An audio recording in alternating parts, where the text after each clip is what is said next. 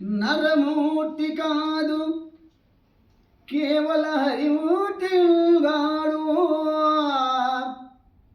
మానవాకారము కేసరియాకారముగానున్నది. హరిమాయా రచితమగు యథార్థము చూడను. ఓ పరీక్షిత్ మహారాజా, అప్పుడు ఆ నరసింహమున ఆ హిరణ్యకశిపుడు అనుకుంటున్నాడు, ఇది నరరూపము కాదే, చూసేదానికి నరుడు మధ్య లేదు, నేను సింహరూపము కాదు, యథార్థముగా ఇది మానవాకారము కాదు, సింహాకారము కాదు, రెండు కలిసి ఏర్పడిన శ్రీహరి మాయ చేత కల్పించబడిన మాయ రూపమే. ఆహా, లేకపోతే ఇటువంటి రూపం ఎక్కడనైనా ఉంటుందా? తెంపున బాలుండాడిన సుధీరత సర్వగతత్వము ప్రతిష్ఠింపదలంచి యుల్దు నరసింహం శరీరము దాల్చె చక్రీ శిక్షింపగ వచ్చినాడు హరిచే మృతియంతు తలంతునైనా. నా సొంపును పెంపులందరును చూడను చరింతు హరింతు శత్రువును. కానీ సాగసముతో బాలుడు పలికిన మాట నిలబెట్టడానికి ఆ విష్ణునారాయణ మూర్తుడే ఈ రూపంలో వచ్చాడు. నరసింహ రూపం ధరించి ఆ మాయాయమైన విష్ణువు నన్ను శిక్షించడానికే ఈ ప్రణాళికలు చేసుకొని ఈ రూపంలో వచ్చాడు. అయినా దాని వలన ప్రయోజనం ఏముంది? ఇప్పుడు అనుకుంటే ప్రయోజనం ఏముంది? ఇక శ్రీహరి చేతిలో నా మృత్యువు తప్పదు. అయినా ఇందరి ఎదుట నా బల పరక్రమాలను ప్రదర్శిస్తాను, శత్రు సంహారం చేస్తాను, విజయము సాధిస్తానని మనస్సులో భయపడకుండా నిలబడుకున్నాడు ఆ హిరణ్యకశిపుడు. అని ఎన్ని మాయా రూపంలో ధరించినా నాతో పోరాడగల వీరుడు ఎవరూ లేరు కదా అనేటువంటి మనస్సులో ఒకటి గట్టిగా ఉన్నది. కాబట్టి హిరణ్యకశిపుడు వెనుకంజ వేయకుండా మనోధైర్యం తెచ్చుకున్నాడు. గద ఎత్తి తొట్టుపాటుతో పెద్దగా ఆరుస్తూ ఆ మృగరాజును సమీపించి మదగజంలాగా ముందుకు వస్తూ రాక్షసేశ్వరుడు నరసింహస్వామికి ఎదురు నడిచాడయ్యా. ఓ పరీక్షిత్ మహారాజా, ఆ దేవదేవుని యొక్క దివ్యకాంతి సమూహాల ముందు హిరణ్యకశిపుడు దావాడాల ముందు అల్పమైన మినుగు పురుగు మాదిరి ఎగిరిపోతున్నాడు. అది ఎట్లా ఉందంటే, ఒక అగ్ని యందు ప్రవేశించి అగోచరమైనట్లుగా కనబడినట్లుగా ఉన్నట్లు తేజోపూర్ణుడైన భగవంతుడిపై దాడి చేసినప్పుడు కనపడకుండా ఉన్నాడు. కర్తవ్యాలను మర్చిపోయాడు. తన తేజస్సును కోల్పోయినాడు. ఆ సమయంలో తనలో ఉన్నటువంటి శక్తి అంతా కూడా తగ్గిపోయింది. ఎవరిని? ఆ నరసింహస్వామిని చూస్తానే ఆ విష్ణునారాయణ మూర్తిని చూసినప్పుడు అని ఆ పరీక్షిత్ మహారాజు చెప్తున్నాడు. అక్కడ ధర్మరాజు నాదుడు చెప్తున్నాడు, ప్రకటంబై ప్రళవాయ సానములు బ్రహ్మాండంబు భాండవరోధమై ఉన్నా తమిశ్రముల్ జగమును త్వాచించుచోత్రావి సాత్విక తేజోనిధి అయిన విష్ణునెడను దీపించునే నష్టమై వికలంబై చెడుగాక తామసుల ప్రావీణ్యం రాజోత్తమా. ఓ ధర్మరాజా, నాదు చెప్తున్నాడు, పూర్వం ప్రళయకాలములో సృష్టిని ప్రారంభించేటప్పుడు ఈ బ్రహ్మాండ మొత్తానికి అవరోధంగా గాఢమైన చీకట్లు క్రమ్మి లోకనాశనము కాబోతున్నప్పుడు విష్ణుడు ఆ అంధాకార మయమగు విశ్వంలో ప్రవేశించాడు. ఆ పోషణ పట్టి తన దివ్య తేజంతో దాన్ని ప్రకాశింపజేశాడు. అంధకారంలో మునిగినటువంటి ప్రపంచాన్ని అప్పుడు తేజమూర్తి అయ్యాడు. అటువంటి శ్రీ మహావిష్ణువు ముందు ఈ తామసుల పరాక్రమం పటాపంచలుగాక ప్రకాశించుతుంది. అటు పిమ్మట దానవ వీరుడు హిరణ్యకశిపుడు తన భయంకరమైన గదాదండం గిరగిరాలిప్పాడు. వేగంతో నరసింహస్వామిపై విసిరాడు. వెంటనే ఆ స్వామి గరుత్మంతుడు మహాసర్పాన్ని ఒడిసి పట్టినట్టుగా రాక్షసరాజు గదతో పాటు పట్టుకున్నాడు.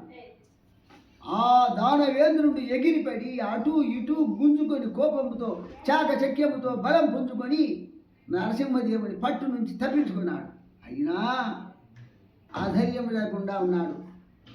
పక్షిరాజు గట్మంతుడు సర్పంతో క్రీడిస్తూ అది నోటి నుండి పట్టు తప్పించుకోను అవకాశం ఇచ్చినట్లు ఆ నృసింహదేవుడు తన హస్తాల నుండి హిరణ్యకశిపుడికి తప్పించుకోవడానికి అవకాశం ఇచ్చాడు. అప్పుడు వాడు ఎట్లున్నాడే అంటే సర్పరాజు ఎగిరెగిరి పడుతున్నాడు, చిందులు నిలుపుతూ ఉన్నాడు, పోరాడసాగాడు. తన భుజబలం ముందు నరసింహుడు లొంగిపోతాడులే అనుకున్నాడు. ఆ రాక్షసేశ్వరుడు కలతపడకుండా విజృంభించి అతి నిపుణంగా తన పరాక్రమాన్ని ప్రదర్శించుతుండగా ఆకాశములో దట్టమైన నల్లని మేఘాల మాటలు నక్కి నక్కి చూస్తూ ఉన్నారయ్యా దేవతలంతా. ఏం జరుగుతుందో ఏమవుతుందోనే అని భయపడి మన జీవితాలకు ముప్పు తప్పేటట్టు ఇది అని దిగాలు పడి ఆ సంఘటన తమకు శుభమయ్యేది కాదని ఆలోచన చేస్తూ ఉన్నారు. ఆ రాక్షసుని రహస్యంగా చూస్తూనే ఉన్నారు. హిరణ్యకశిపుడు యుద్ధ విద్యా తంత్రాలు ప్రదర్శిస్తూ ఉన్నాడు. చిత్ర విచిత్ర గతులతో కవచధారి అయి ఖడ్గచాలనం చేస్తూ ఉన్నాడు. భూమి ఆకాశములంతటా దాన్ని పరిభ్రమిస్తున్నాడు. నేర్పుగా దూకుతున్నాడు. రకరకాలుగా తప్పించుకుంటున్నాడు. తారసిల్లుతూ ఉన్నాడు. భయం పుట్టించే ముఖంతో ఆకాశంలో తిరిగి దేగలాగా ఎగిరి పడుతున్న రాక్షసుని అహంకారాన్ని సహింపక అప్పుడు ఆగ్రహించిన నరసింహస్వామి ఏమి చేస్తున్నాడయ్యా ఓ పండిత్ మహారాజా అంటే పంచానోద్భుత పాదగజ్వాలలు గూఢభోల్తరమెల్లా పూరితముగా ద్రష్టాంకురాభీల ధగధగాయిత దిప్తి అసుర్యనునేత్రమూలంధములుగా కంటక సన్నిభొత్కట కేసరాహది అభ్రసంభమై భిన్నమై చలింప ప్రళయాభ్రచంచల ప్రతిమ భాసరులై ఖరరోర ఖరనక రోజులో క్రమ్ముదేరా సటలు జలిపిల్చి గడ్డిల్చి సంభ్రమించి దృష్టి సారించి బొమ్మలు బంధించి కెరలి జుమ్మయాడించి లంఘించి చీత నడిసి పట్టే నరసింహుడాదిది పట్టిల్ నదిపారాదా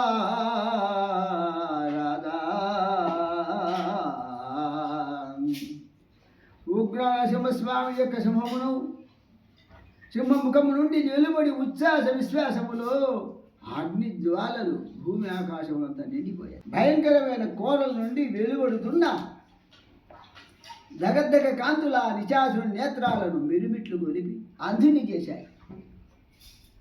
కంటక సమూహాల వంటి ఆయన కేసరాలను విదలింపులకు గగనములోని మేఘపంతులు కూడా చల్లాచెదరైపోయాయి. మేఘాలని చల్లాచెదరైపోయాయి.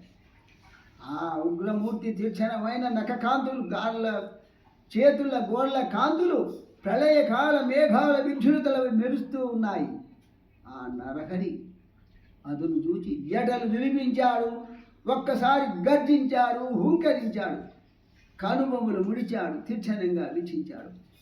ఆ నరసింహుడు నాలుక ఎట్లుంది అంటే వికృతంగా లోగాకి పైకి ఆడించుతూ ఉన్నాడు. విజృంభించి దూకి దితిపుత్రుడైన ఆ దానవేంద్రుడిని ఒడిసి పట్టుకొని సరుకు గొనక లీలాగతి నురయంద్రుడు మూషకంబు నొడిసిన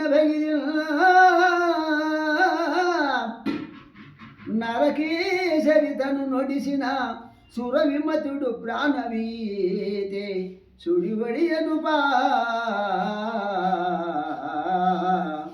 ఓ ధర్మరాజా, ఆ నాగేంద్రుడు ఎలుకను పట్టినట్లుగా ఒడిసి పట్టుకొని హిరణ్యకశిపుని విజృంభణమునకు ఏమాత్రం లెక్క చేయక విలాసంగా నరసింహమూర్తి అవలీలగా అసురుని పట్టుకొనగా వాడు ప్రాణభీతితో సుళ్ళు తిరిగిపోతున్నాడు, చచ్చిపోతున్నటువంటి భయం ఏర్పడి సురరాజవైరి లోబడా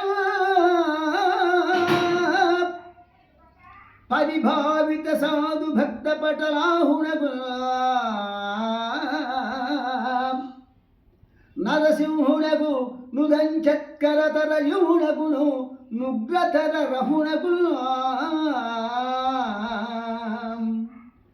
భక్త రక్షాపరాయణుడు, దుష్ట శిక్షాపరంతుడు, కడు భయంకరమై కదులుతున్న నాలుక గలవాడు, మహోగ్రమైన వేగాటోపం గలవాడు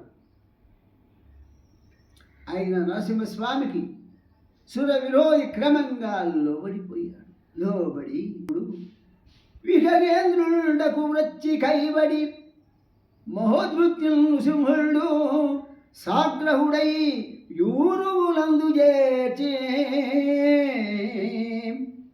నక సంఘాతంబులను రచ్చే దుస్సగుదంభోలి కఠోర దేకున చలోత్సాహుల్ మహాభాకునింద్ర హుతాశంతక భీకరు ఘనకరు దైత్వాన్య శ్రీకరు.